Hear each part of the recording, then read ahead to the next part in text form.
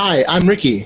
And I'm Beth. Welcome to GenXYZen, where we have the talk and we pop predefined social bubbles. We'll discuss media, pop culture, and more, all while dancing across the aisles that divide us. GenXYZen, it's time.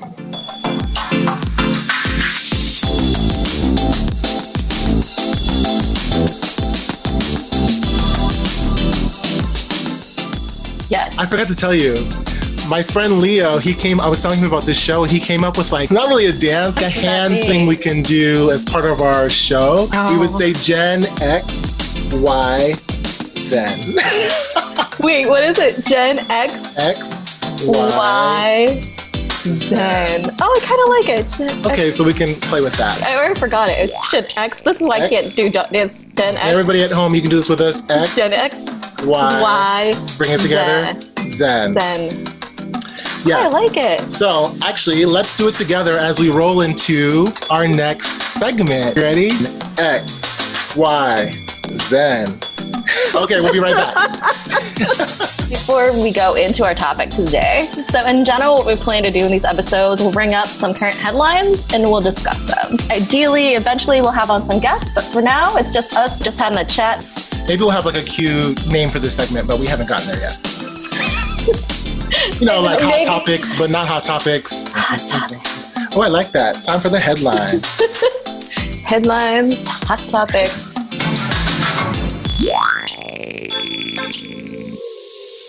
Okay, Beth, what do we got? If you remember all the way back to July 4th, there weren't just fireworks in the sky. That's right. We have Same Day as America, Ricky. Yeah, something big happened on the 4th of July. Yes, Kanye West announced that he is running for president. And Twitter exploded with tweets similar to these fireworks in the sky.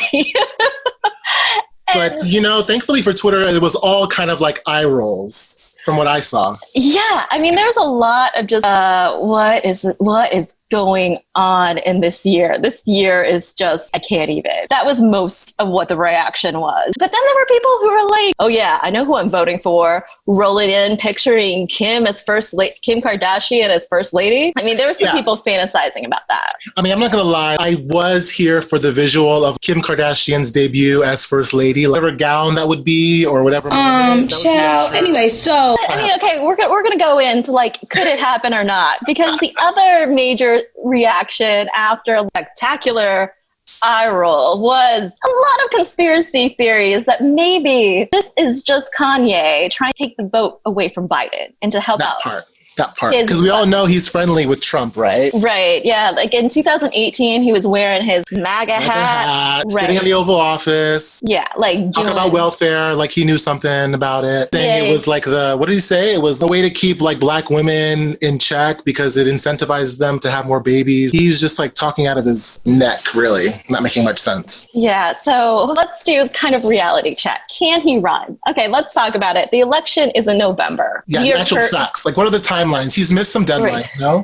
Yes, he has missed the deadline. He was running as a Democrat or Republican. He would have had to have done all his paperwork at all the states by the spring. But because he could run as an independent, that means that he still has some deadlines that are coming up, and hypothetically, he could run in certain states. But he cannot run in Texas, North Carolina, New York, Maine, New Mexico, and Indiana. I said Indiana really weird, according to Ballotpedia. And then we have mid-July deadlines coming up for Michigan and Florida. And then the deadline... He's currently in Wyoming. He's registered in Wyoming. Well, this is the other thing is he's never voted. According to different articles, he's never voted. Yeah. The other thing he has to do, so he has deadlines coming up. He has to register in pretty much every state by September. And there's different requirements per state. Some require at least 1,000 signatures. Some are more than 100,000. Yeah. It could also be, this is for him to actually be on the ballot. He could also. But do we doubt he can get those signatures? He can get those signatures, right? He could possibly get those signatures. I mean, between Kim and then, also in response to his tweet, Elon Musk also backed it up and said he would give him his full support. Between these three famous people, Kanye West, Kim Kardashian, and Elon Musk, I mean, I think he could probably get some of those signatures. Because those can be, they don't have to be door-to-door signatures. Those can just be electronic. People just sign online, no? I don't know. I mean, it varies. Every state's different. But the main problem is that he hasn't filed with the Federal Election Commission, the FEC. Right now, he's not registered, and that's a big deal. If you spend or you try to raise more than $5,000, you have to file, and he hasn't filed yet. Hasn't filed with the FEC. He has missed a lot of states. He is getting very close in a lot of others. Also, we don't know about, we'll get to it, but hypothetically, he has some running mates, but we don't know about any kind of like organization. Like, yeah, he has no team. We don't know about any kind of team. Maybe Kim, because, you know, she's studying to be a lawyer, so maybe Kim is advising him on like running for president and all the laws that are involved in that. Isn't that a section that you go through when you're in law school? I mean, she's not in law school. She's teaching herself. But. I mean, there's a lot of kind of different strategies. There's a lot of polling. I mean, this is a very kind of like specific thing. So, I mean, right now, like the reality check is that there's nothing yet that has proven that he's doing this for real. But there is a thing, he can be a write-in candidate. So even if he doesn't make it on the ballot. We can be write-in candidates. So hypothetically, that could take some votes. But how that's counted, once again, varies per state. So some don't even count it unless the election's very close. Right now, it doesn't quite seem like it's for real. But yeah. But what are your so with all those facts in mind, what are your general thoughts? And for the record, should we say, like, you had a huge part in reporting which election where you were doing sort of visuals and digital stuff for all the... I was doing visual stuff. Yeah, so I was a reporter in DC during the 2008 election. And that's when I was working at the Associated Press. And that was when Obama won his first term. Actually, I'm not a huge fan of politics, but... But here we are. This is your choice. But yeah, so I mean, but the thing is, I do have experience working in the Beltway. So I mean, this is an entirely new thing. So I have seen how these kind of things happen. Like, you know, like watching it run down from state to state, figuring out, like looking into FEC data. So this is some part of my background. So I am far from an expert, but I mean, this is not totally new to me. Oh yeah, thank you. I totally forgot about all that. Hello. Diving in a little bit more, is that Kanye has been saying that he is going to be running for president since 2015 at the MTV Music Awards. Did you actually watch that, Ricky? I usually watch the highlights, but yeah, 2015. I wasn't clocking anything. You know what? I had to actually listen to his very first album because I've never really been a huge a Kanye period fan. I know the bangers that come down, girl, go ahead, get down. You know, like. Everybody got down. Okay, yeah. Yeah, and that's my dancing skills. Work. Okay, anyway. Maybe people down in the comments can let us know what your favorite Kanye West song or moment was, just so, like, educate me. Send me the links. Let me know. Learn me up on some Kanye West, because I still need some work in that area. But let's also remember, I mean, it sounds kind of like, whatever, Kanye. But let's remember, Trump has been saying he was going to run for president since the 1980s. And everybody was like, yeah, right, Trump. Yeah, right. And now, who's in the White House? Exactly. So, like, even his mother said it would be a disaster. Like, she said, hopefully he doesn't get into politics, because that would be a disaster. So, here we are. Here we are, 2020, as everyone says. It goes without saying, people don't vote for Kanye West. Like, if this actually comes down to it, right? That's what we're saying. I mean, I'm still in journalism. So that's a little risky for me as a BIPOC person to state my opinion, because from other people, it may be expertise. For other people, I don't have any allegiances. I can be completely biased.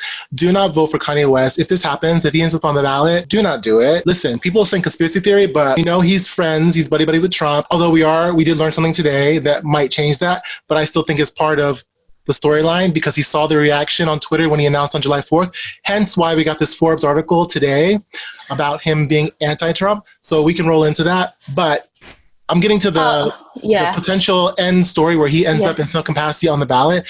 Do not vote for that man in any way, okay? Like, it's not going to be cute. It's not going to be funny. I don't want to see the screenshot of you in the booth writing Kanye in. You're going to want to get likes for that, but no. Let's just not do that. Scary. Okay, so let's talk about Forbes. I'm just going to roll down real quick that he actually does get on the ballot. Okay, because there are still some major swing states that he could get on the ballot on. So let's not throw out the idea that, like, he could be a third-party candidate, and third-party candidates have made dents in previous elections. We're just discussing the Twitter theory that was put out there. One of the most famous ones was Ross Perot, a Texas business magnate back in 1992. With the big ears. Huh? But like back in 1992, he won almost 19% of the popular vote, hypothetically helping Clinton win the election. He also ran in 96 without as much of an impact. But then there's also Ralph Nader, who ran for the Green Party in 2000. And there was a very close election between George W. Bush and Gore in 2000. And he only won like 3%. But in those kind of very close elections, when we're talking 1 or 2 percentage points, third-party candidate can tip it to one candidate or another. No, absolutely. Hi, Jill Stein. Gary Johnson won 3% of the vote election in 2016. Period. You got to remember, when you're in swing states, in some of them, you just have to win a bit of the majority, and you get the entire vote of that state. Our popular votes are not counted. What matters is the Electoral College. And just winning a state by a bit can make a big difference. So there is a possibility if he can, just take away 1 or 2 percentage points in those states where the candidates are really close, it can make an impact. And Trump has been losing a lot of support lately. A lot of Republicans that are we have a Not Trump project, anyone but Trump, the Lincoln Project, they've created a super PAC. There's also 43 alumni for Biden. That would be George W. the Younger. Even the stock market portfolio managers are also starting to bet against Trump. It would take a third party kind of intervention right now for him to win because he is lagging in polls behind. Yeah, I'm sure he knows that. As inept as his team is and as inept as he is, he understands numbers. That's how they manipulated the election the first time. And there's also the fact that his language has become what a lot of people term as being blatantly racist, playing to his white base. Yes. So somebody like a Kanye who can play to a black vote or people who can't quite identify with Trump, but like maybe his policies, could see people being attracted to a Kanye in that kind of context. Get to this Forbes article. So we did a kind of fact check. Most likely, let's see if he's actually running or not, but there's definitely kind of room for him to at least kind of disrupt the vote. The first thing we've heard about this since July 4th, there weren't just fireworks in the sky. Tell us about this Forbes article, because it was a spectacular read. Yeah, today in Forbes, Randall Lane for the story, basically saying that Kanye is now anti-Trump and he's still running, but he basically is running for himself. He wants to run as an independent. Feels the Democratic Party was like forcing him to be Democratic. We all know he's got some sort of mental issue. I think he's a megalomaniac. I think he's obsessed with power. So when he says that Democrats have been forcing him to be Democrat or have threatened him to be Democrat, I highly doubt Nancy Pelosi was like, be a Democrat or come get me. I know she's a savage, but I don't see her doing that. Yeah, he's got all these weird ideas about why he wants to run. He contradicts himself. Go over some of these bullets. Let's go through some of those. So, for example, his previous support for Trump, he says, Trump is the closest president we've had in years to allowing God to still be part of the conversation. Kanye, what? And he also says that he thinks that the president is decided by God. By him thinking he even has a chance to win means that he thinks in his mind that God sees him as presidential, which again, megalomaniac. Like, what are we talking about? That's like divine right from like the medieval period. God appointed the king, and that is why the king has authority from God. Like, that's some ancient, that was a very popular belief before democracy. So yeah. Cut to Trump losing the election and that being the reason why he doesn't leave the office because God divined him to be there and to stay past his term. And then cut to all of his 20% base running to the White House. Like, hold it down. Oh, sorry. I digress. I personally, what my favorite part of this article was the name of the party, the birthday party. Oh, he said it because it would be a birthday for everybody if he wins. Won't be a birthday for me. In the sky. Elon Musk, how did that come together? Megalomaniacs stick together, Elon and his company have sent people to space. Musk has done a lot of things that we thought were impossible. Commercially going into space, there is a lot of things. And we have 3 billionaires involved in this. Well, Kim is not quite yet a billionaire, by the way. She's close, but not quite. Speaking of Forbes, they debunked her as a billionaire, and Kylie, they were like, actually, she's not a billionaire. Poor little Kylie. I mean, they have the money. They get experts in, push this along. So hypothetically. No, for sure. A lot of out-of-work election experts who I'm sure would take a bag from either Elon or Kanye just to be employed, right. Especially conservative/independent. Trump's not using any of them. There's also part in there where he's saying the government is like a product. I found that extremely interesting. He was like, it's basically like releasing a clothing line. You know, if you work in Hollywood, if you work in business, if you work in politics, it's all the same.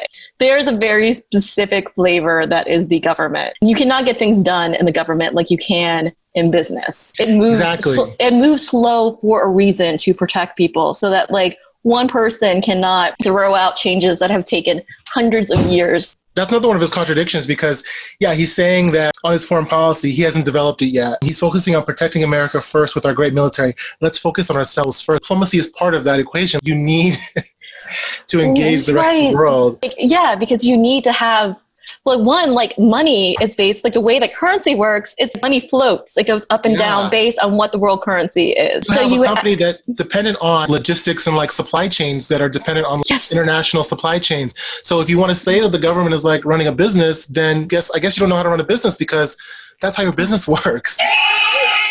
You don't have to worry about them having nuclear weapons. Yeah, you put a relationship with a supplier in China. Okay, your release is delayed by 6 months until you find a new developer. You can't destroy like diplomatic relations. I'm sorry, I'm laughing at like annihilation. Power. Yeah, there's no recovering from that. And imagine him on the phone with Kim Jong-un and he just busts into some freestyle dissing him. I'm really happy for you. I'm gonna let you finish. But Beyonce had one of the best videos of all time. Nuclear war. I mean, and there's just so many different parts of government. I mean, there's judicial, there's this executive. One of the questions here too, I don't know why we think that being a politician, anyone can do it. Reagan, for example, but he had run in politics. But this is kind of like, would you get brain surgery from somebody who was not a neurosurgeon? Would you like go to unless them? they're Ben Carson? If they weren't like a very small nick, like 1 millimeter can change your brain, can kill you. Very small changes can happen in government that can affect not just one life, but thousands and millions. I mean, there's a question of expertise. Maybe for a certain percentage of voters, it is just a popularity contest. They're voting for visuals and the appearance of candidates and the type of tie you wear and how your hair is, because most people are just looking for who they think is the most popular, who looks best, who looks presidential to them. I mean, that's that's always been part of it. I mean, that has always been about like how good you look on TV. Like if you can like grab a beer with them, go bowling with them. I mean, that has always been part of the game. There's no question that has. But I mean, let's reality check too. Every president has held an office, a political office, before they were president. They were a senator, they were a governor. There's only a few that were in the military, like Eisenhower, like for example, like Ulysses S. Grant. And the only person who was not military or elected was Hoover. And if you remember, he was the president right before the Great Depression. And actually, he did a good job. After World War I, he was providing aid to Europe. So he actually was relatively experienced. Places that the homeless stayed, they were called Hoovervilles because they saw him not handling the crisis well. And that was the least experienced president before our current one. So, I mean, I guess this is why a lot of people in politics, because they know the inside, I think this is why they are kind of reacting against it. So, because it works fine when everything's going well. But when you come across crises, it's kind of a question. You need somebody who has experience to deal with this big beast of government. Be a lateral thinker and sort of shift and bob and weave with what's going on. There's no such thing as a smooth presidency. Something's going to come up and you have to be able to manage that. You can't just operate the boards, just push the buttons. This would be a challenge for any president. We have 3 crises. We have COVID, recession, and we have a racial reckoning all happening at one time. Oh, Jesus. Gross. This would be hard for any politician. Yeah. Any president, this would be extremely hard to navigate. Yeah, if they were trying to actively find solutions. And that's why Trump, I don't think he's sweating it too much because he's not even actively trying to fix anything. He's sort of like, la, la, la, la, la, let's get to November. He's a genius at marketing. He is dodge bullet that other politicians would never have. I mean, I guess it's a tactic in that it's something that he's doing, but it's just lying. It's just denying. Even his press secretary, who, whatever her name is, Karen, is saying... Wait, sorry, it took me a second to digest that. Reporters are quoting her directly back to her own words, and she's saying stick to the facts, you're lying, you have an agenda. It's like, no, I'm literally reading your words back to you. Just help me out here. So, I mean, yeah, I guess it's a tactic in that it's something that they do to sort of refute reports and reporters, but it's just so frustrating. Oh, can we also talk about one other thing in that article? That he believes getting a vaccine is inserting the devil into your blood. Oh, yes. Yeah, where did this Kanye... I mean, I guess he's always been doing these church services in the past couple of years, but he's really in it. I don't quite see how that is connected to Christianity in any way. No. I mean, I can't think of any church messaging. I can't think of anything that's related to that. And if he was such a Christian, then he would, going back to he's anti-welfare, and in a way, like a government sort of supported Christian act is like supporting those in need. And in Jesus Walks, he's like, victims of welfare, we're living in hell here. Bringing it back to present time, he's benefited from these PPP loans in the area of like a couple million. Well, that's in a way a government handout, because as long as you prove that you kept your employees employed, it's forgiven. Like, you don't even have to pay it back. It's considered a government handout if it's somebody who is middle class or lower. Exactly. It's just, a boost to the economy if you are a business or if you're a billionaire or millionaire. And I read 85% of the recipients they're making over $250,000 or something per year. Yeah, I mean, there's been a lot of data that most of the aid that has happened from COVID has gone to millionaires, billionaires, and bigger businesses. Because for those loans, they were giving the loans primarily to people who they already gave loans to, which are typically bigger businesses. If you have a chain, say like Shake Shack got money, they gave it back. But because each different restaurant could be considered a small business. And as a small business, then maybe you're not super educated in what the regulations are. You just hear loan and you probably are just like, not for me, not realizing that there's some conditions where you don't even have to pay it back. It is kind of racist. It tends to not go to minorities very often. And Small Business Association, and they had said that hypothetically this was supposed to go preferably to minority owned businesses, but they kind of forgot to tell the banks that. Which is kind of they forgot, because the banks were struggling at the time. Oh, gotta answer that. 1 second. Ooh, what'd you get? You want to record me opening it? Ooh, it's an unboxing. Oh, wait, I got it. GenXYZen unboxing. Cellophane, Mr. Cellophane. Sorry, I just want to get these out so they can breathe. We're not recording right now, right? Oh, we are recording. Oh, we are recording? It's like a layer of dirt on me right now. Live television, folks. Live television. Aren't they pretty? You can put in how pretty they are, though. Wait, let me clean up the dirt. 1 second. This is... I can't take this.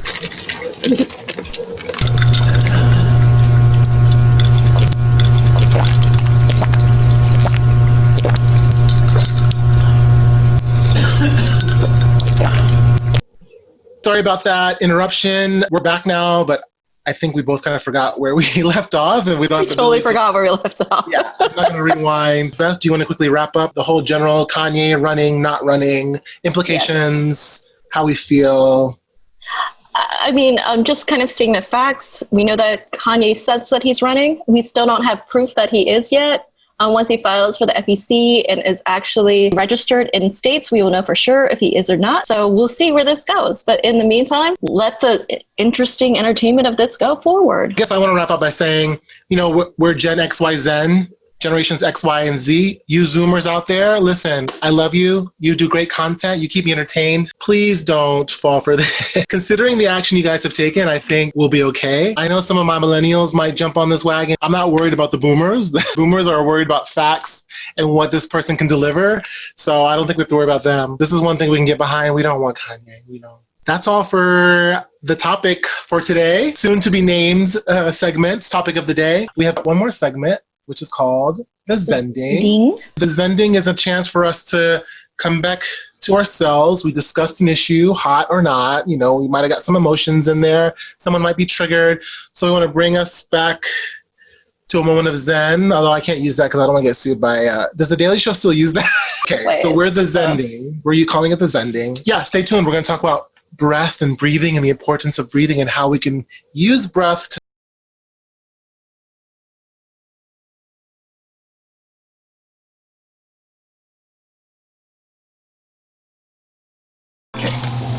Hi, and welcome to the Zending. Once again, my name is Ricky, and I'm going to be taking you through this segment each episode. Just a quick background on myself. I am trained as a Reiki Master.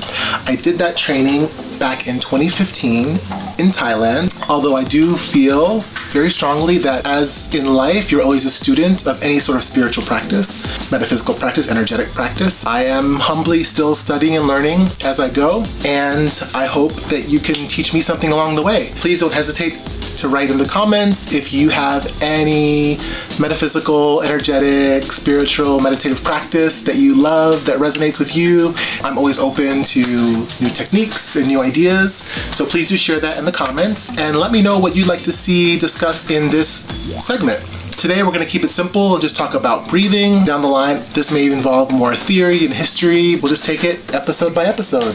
The exercise I want to do today, it's a series of 3 breathing exercises that I use when needed, and I hope you find it useful. The first breathing exercise involves just simply breathing in through the nose and out through the mouth.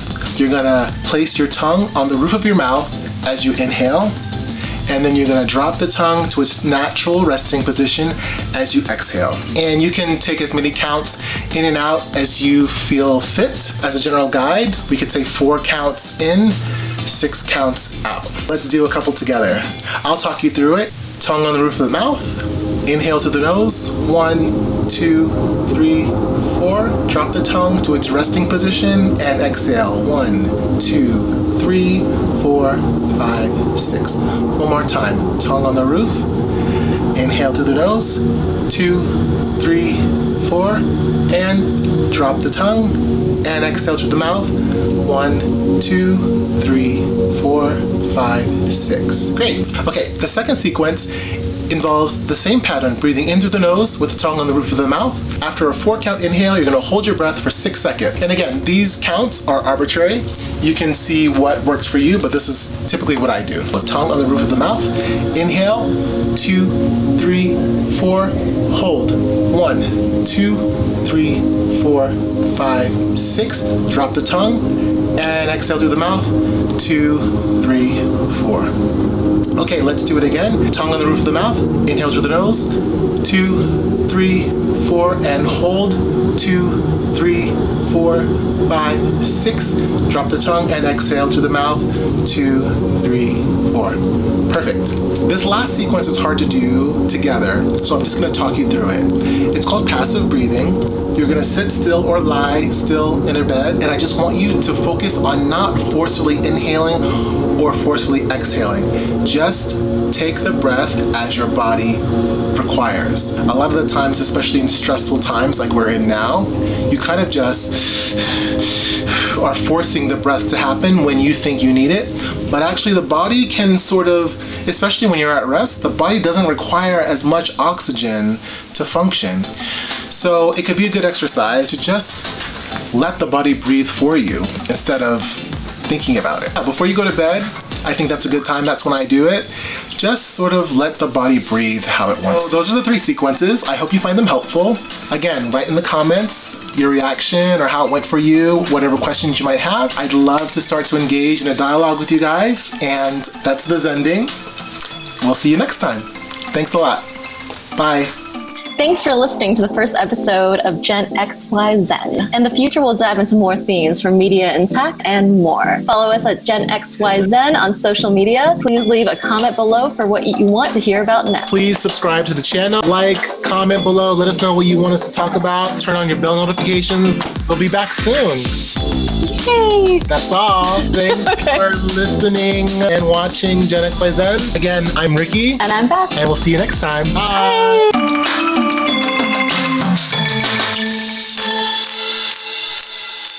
Okay. Oh my God, we did. That was actually really efficient. I think we did well, no?